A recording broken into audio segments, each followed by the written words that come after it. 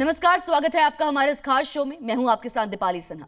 GDM यानी gestational diabetes mellitus, ये वो समस्या है जो महिलाओं को प्रेगनेंसी के वक्त होती है। बच्चों के जन्म के बाद इसे कैसे मैनेज करें, आज हम इस खास टॉपिक पर चर्चा करेंगे। जीडीएम की क्या स्क्रीनिंग मेथड्स हैं, इसे मैनेज करने के लिए महिलाओं को क्या एक्सरसाइजेस करनी चाहिए, किस उम्र में ज्यादा चांसेस रहते हैं जीडीएम होने के, इन सब सवालों के जवाब देने के लिए आज हमारे साथ एक खास पैनल मौजूद है। Doctor Ambika Tandon, MBBS, MD, DM, endocrinology consultant, division of endocrinology and diabetes, Medanta institute of medical science, Lucknow. Doctor Parul single, consultant endocrinologist, single clinic and endo neuro centre, Kashipur, Uttarakhand.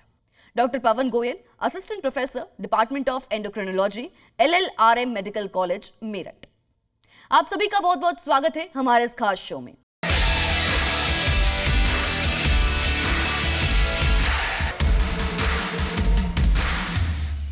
Doctor Ambika, मेरा पहला सवाल आपसे है, जीडीएम के लिए कौन से स्क्रीनिंग मेथड्स प्रेफर किए जाते हैं और ये कितने इंटरवल्स में होते हैं?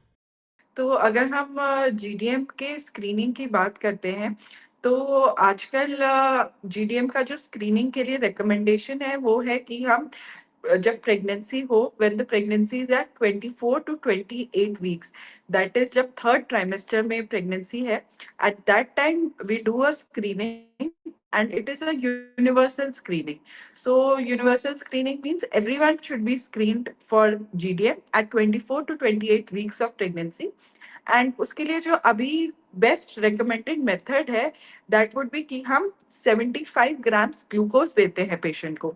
तो व्हाट वी डू इज, हम पहले पेशेंट को 8 आवर्स फास्टिंग रहने को कहते हैं कि पेशेंट ने नॉर्मली अपना डिनर लिया at around 8 o'clock, and then वो मॉर्निंग में हमारे पास आते हैं। फिर हम उनका फास्टिंग शुगर लेते हैं। उसके बाद उन्हें 75 ग्राम्स ऑफ ग्लूकोज पानी में डिसॉल्व करके लेने को बोला जाता है, and then after that at 1 hour and then again at 2 hour blood sugar is measured. तो जो हमारे पास ब्लड ग्लूकोज की 3 रीडिंग्स आ जाती हैं, उस पे डिपेंडिंग हम कहते हैं whether the patient has GDM और नॉट। तो उसके जो वैल्यूज होते हैं, दैट वुड बी, अगर फास्टिंग मोर देन 92 आ रहा है ब्लड ग्लूकोज, या फिर जो हमने ग्लूकोज देने के बाद 1 hour पे ब्लड ग्लूकोज वैल्यू देखा था, दैट इज मोर देन 180, और the 2 hour blood glucose after giving 75 grams of glucose, that if that is more than 153, either of these three values, if they are more than the threshold, then we diagnose the patient as GDM per se. Apart from this, we also recommend, since we know that India is in East Asia, so we are as per our ethnicity, जहाँ हम रहते हैं, हम लोग at an increased risk of diabetes हैं। तो it is recommended कि जब डायबिटीज कंफर्म होती है, और if someone has gone to a gynaecologist pre conception, they are planning a pregnancy, at that time a screening for diabetes per se, कि patient को over diabetes तो नहीं है, उसके लिए भी स्क्रीनिंग करनी चाहिए। उसके जो थ्रेशोल्ड्स होते हैं, that are the thresholds which are generally used for diagnosis of diabetes. जो हम उस टाइम पे टेस्ट कर रहे हैं, that we are doing to catch any overt diabetes which is not diagnosed beforehand. And जो हम 24 टू 28 वीक्स पर टेस्ट कर रहे हैं, वो हम टेस्ट कर रहे हैं for gestational diabetes, which means कि उन लोगों में डायबिटीज डेवलप होना जो जिन्हें पहले से डायबिटीज नहीं थी, but because pregnancy is kind of a diabetogenic state, तो उस टाइम उन्हें डायबिटीज हुई है या नहीं, उसके लिए हम 24 टू 28 वीक्स पे टेस्ट करते हैं। डॉक्टर पारुल, मैं आपसे जानना चाहूंगी, जीडीएम पोस्टमार्टम के लिए लाइन ऑफ मैनेजमेंट क्या है? प्रेगनेंसी के बाद, डिलीवरी के बाद भी माँ को ध्यान रखना है कुछ बातों का। पहला है खान पान। नियमित समय से खान पान लें। 3 मुख्य भोजन और 2 से 3 स्नैक बीच में लें। जो मुख्य भोजन है, वो थाली भी आपकी ऐसी होनी चाहिए कि उसमें 50% जो थाली है आपकी, वो फल या सब्जी से भरी हो। जो 1/4 थाली है वो अनाज से हो, और बाकी 1/4 थाली आपकी प्रोटीन युक्त भोजन हो। साथ में ध्यान रखना है कि कोई भी दूध या दूध से बनी चीज, फाइबर की मात्रा ज़्यादा रखें। दूसरा खान पान के बाद ज़रूरी ध्यान रखना है, वो है आपके एक्सरसाइज का। 30 से 45 मिनट रोज ज़रूर टहलें और एक्सरसाइज करें। तनाव से बचें, नींद पूरी लें। 8 घंटे की नींद पूरी लेना बहुत आवश्यक है। माँ को बच्चे को दूध पिलाने से भी देखा गया है कि आगे माँ को जो प्रेगनेंसी में परेशानी और प्रेगनेंसी के बाद डायबिटीज़ होने का रिस्क भी कम हो जाता है। तो बच्चे को दूध अवश्य पिलाएँ। और एक चीज़ ध्यान रखनी है कि नियमित अपने डॉक्टर से चेकअप के लिए जाएँ। आप जब चेकअप के लिए जाएँ तो 6 से 8 हफ्ते पर डॉक्टर आपका ओजीटीटी टेस्ट करेगा एंड उसके हिसाब से आपको दवाई जो प्रिस्क्राइब करें वो भी टाइम पर लें। तो खान-पान, एक्सरसाइज़, स्ट्रेस से बचना, तनाव कम लेना, नियमित नींद पूरी करना और टाइम पर चेकअप कराना, इस सब से हम प्रेगनेंसी के बाद भी डायबिटीज़ मरीज़ों को बेहतर मैनेज कर सकते हैं। डॉक्टर पवन, ये बताइए, जीडीएम पेशेंट्स को कितनी फिजिकल एक्टिविटी रेकमेंड की जाती है? तो जीडीएम पेशेंट्स को डायग्नोसिस के बाद सबको इंसुलिन या फिर दवाई की ज़रूरत पड़े ये ज़रूरी नहीं है। हम सबसे पहले 2 हफ्ते उन पेशेंट्स को डाइट और एक्सरसाइज के ट्रायल पे रखते हैं। इस एक्सरसाइज में हम उन्हें निर्देशित करते हैं कि 30 मिनट से 45 मिनट का तेज़-तेज़ सैर करिए। साइक्लिंग कर सकते हैं, जो लोग जॉगिंग कर सकते हैं वो भी कर सकते हैं। सबसे कन्वीनिएंट और सबसे आसान उपाय हमारे लिए सैर रहता है। तथा इसमें देखा गया है अगर हम उसमें कुछ वेट्स वाले व्यायाम भी जोड़ पाएँ तो और बेहतर रहता है। एक्सरसाइज में हमें ध्यान देना है कि हमारा हार्ट रेट हमारे एज के लिए निर्धारित लेवल तक पहुँचना चाहिए तथा हमें थोड़ा-सा थकावट और पसीने आने का एहसास ज़रूर हो, नहीं तो वो व्यायाम इफ़ेक्टिव नहीं है। डॉक्टर अंबिका, इस बारे में जानकारी दीजिए, मेटाफॉर्मिन जीडीएम को क्या डायबिटीज में बदलने से रोक सकता है? अगर हम इस स्टेटमेंट पर से की बात करें तो मैं कहूँगी ये पूरी तरह ठीक भी नहीं है, पूरी तरह गलत भी नहीं है। मेटफॉर्मिन एक डायबिटीज़ के लिए दी जाने वाली मेडिसिन है। ये एक बहुत सिंपल मेडिसिन है जिस पे बहुत ज़्यादा स्टडीज़ की गई है और इसलिए माना जाता है ये एक बहुत सेफ मेडिसिन है। तो अगर किसी को जीडीएम होता है तो जैसे पहले भी बात की जा रही थी, ये जो जिन्हें जीडीएम हुआ होता है उन्हें आगे जाकर लाइफ में डायबिटीज़ होने की एक हाई रिस्क होती है। पर जब उन्हें जीडीएम हुआ है, बहुत सारे पेशेंट्स का हम जीडीएम होने के बाद पेशेंट का बेबी डिलीवर होने के बाद जब हम शुगर चेक करेंगे, तो वो नॉर्मल आ जाएगा। तो उस अगर किसी का शुगर नॉर्मल ऑलरेडी आ रहा है, तो हमें मेटफॉर्मिन देने की ज़रूरत नहीं है। बट कुछ लोगों का जीडीएम था एंड उसके बाद हमने जब टेस्ट किया तो उनका या तो प्री डायबिटीज़ स्टेट है या डायबिटीज़ स्टेट है, तो उस टाइम पे हम मेटफॉर्मिन उन्हें दे सकते हैं जिससे कि उनका ब्लड शुगर वैल्यू कंट्रोल में रहे।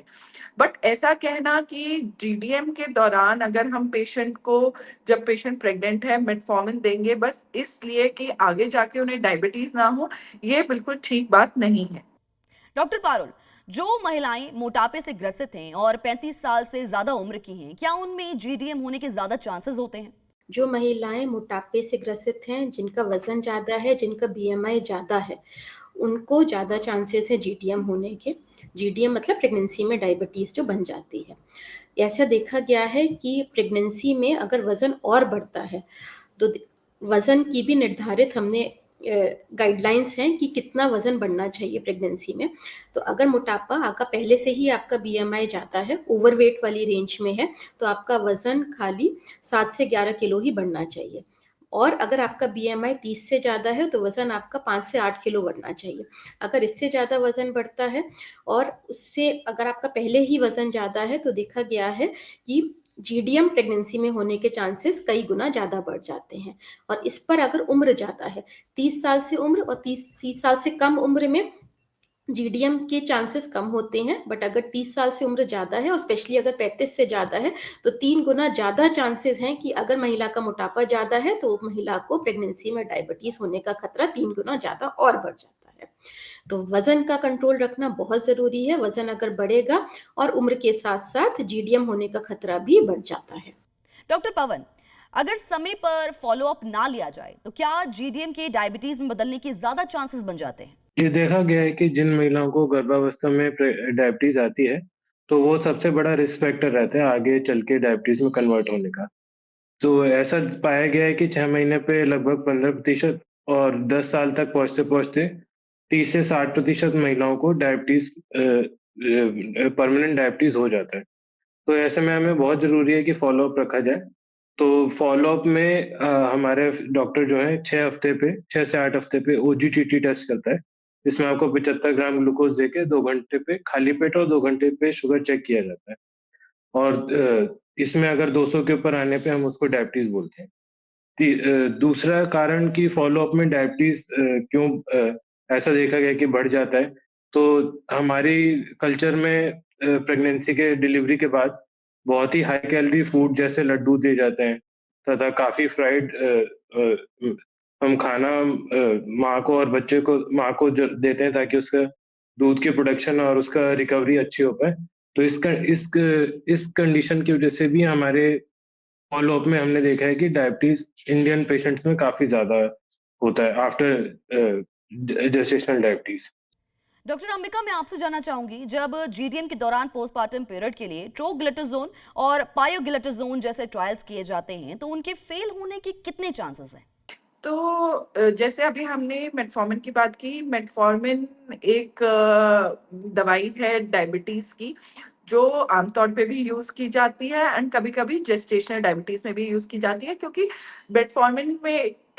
मेटफॉर्मिन को लेके काफ़ी रिसर्च करी गई है and it has been seen कि अप टू एन एक्सटेंट कुछ हद तक वो काफ़ी सेफ है प्रेगनेंसी में भी देने के लिए। पर ये जो आपने दूसरे ड्रग्स की बात की, पायोग्लिटाज़ोन, ट्रोग्लिटोज़ोन, ये जो दवाइयाँ हैं, इन्हें प्रेगनेंसी में देने का बिल्कुल भी सेफ्टी डेटा नहीं है। उसके अलावा जो ट्रोग्लिटोज़ोन है, उसके साथ इवन आउटसाइड प्रेगनेंसी, जब कोई पेशेंट प्रेग्नेंट नहीं है, तब भी उन्हें दिया गया है, तो लिवर की प्रॉब्लम्स होने की बहुत हाई रिस्क थी।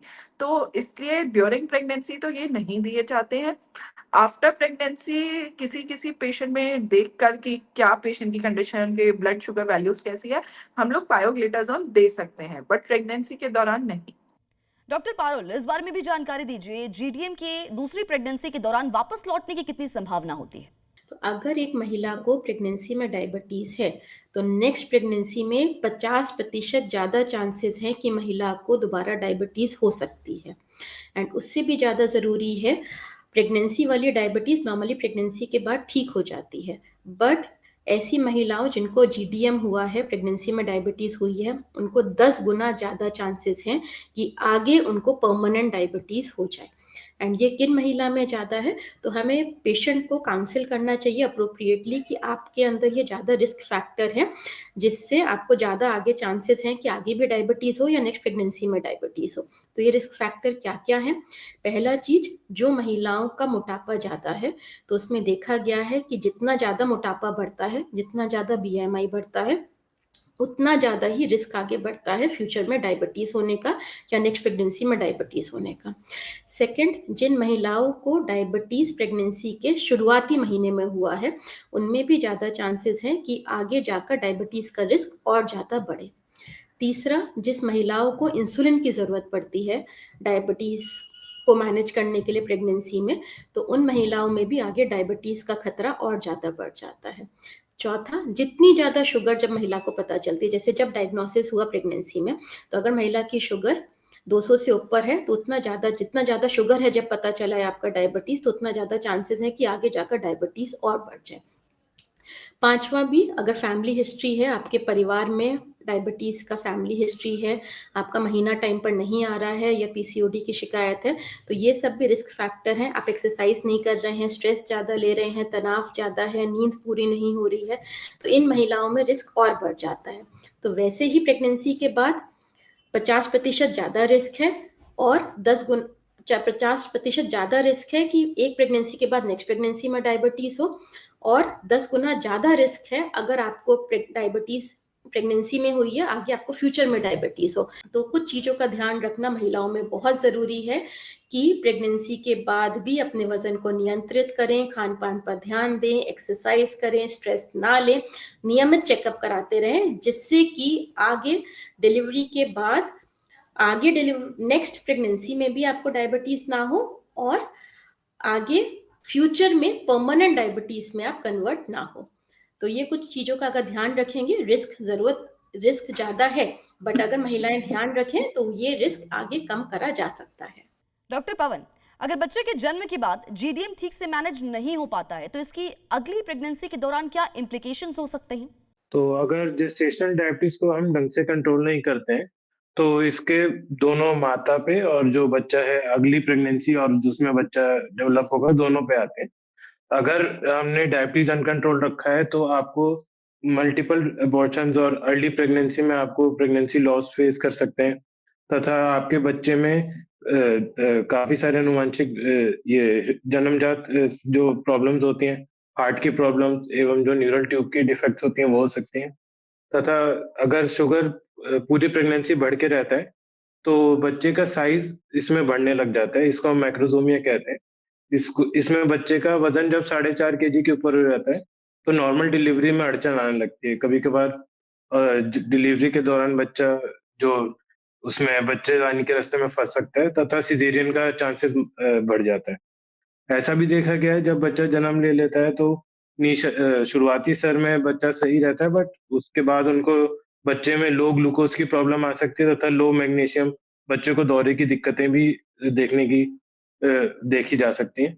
ऐसा भी पाया गया है कि ऐसे बच्चे जिनकी माताजी को डायबिटीज है प्रेगनेंसी में, वो आगे चल के उनके जीवन में डायबिटीज का रिस्क काफी ज्यादा होता है नॉर्मल पॉपुलेशन के कंपैरिजन में। और माता पे क्या असर आते हैं इसमें, अगर डायबिटीज ज्यादातर मरीजों में डिलीवरी के बाद जेस्टेशनल डायबिटीज चला जाता है, कुछ स्थितियों में डायबिटीज रह जाता है तो परमानेंट डायबिटीज होने का रिस्क बढ़ जाता है अनकंट्रोल्ड डायबिटीज से तथा जो पोस्ट प्रेगनेंसी आपको हार्ट की प्रॉब्लम्स ज्यादा देखने को मिलती है नॉर्मल पॉपुलेशन से कंपेयर।